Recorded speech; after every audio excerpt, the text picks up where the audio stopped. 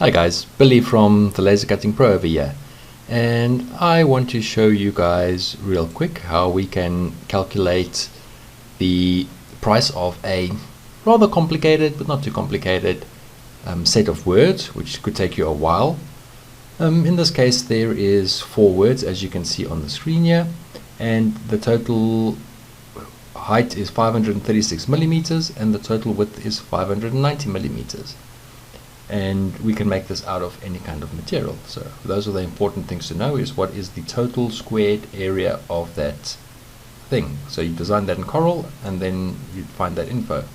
The next thing we want to know is that if we merge these items and we then combine them and we go to object properties, we can see over here at the length of the curve what the total cutting length of that curve is going to be. So that curve is 11,005 millimeters.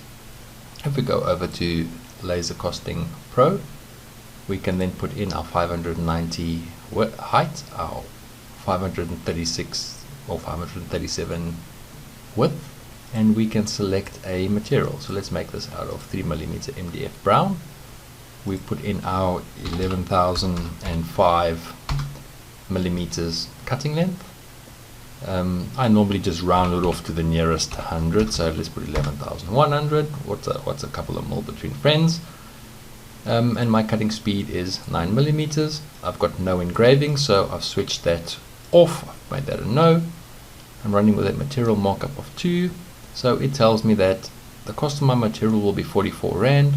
My cutting time value is going to be 102 Rand, giving me a total selling price of 146 Rand, which means you can sell this object for 150 Rand.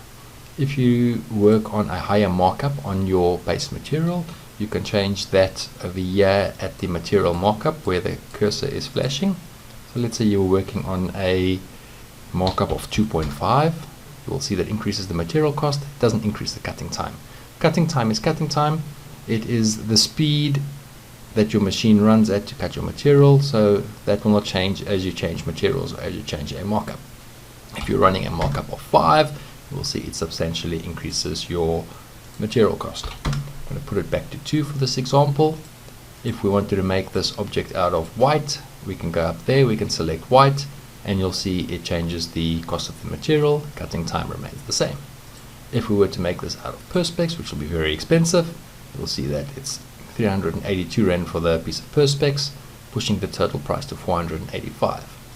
If you were lucky like me and you bought some material like hardboard at a bargain price, you can see the cutting time is not going to change, the cost of the material changes slightly, so you can give the people a slight discount, not a major discount, because the major cost is lying in that cutting time. Guys, and that is how simple it is to cost something that could take you a lot of time if you didn't have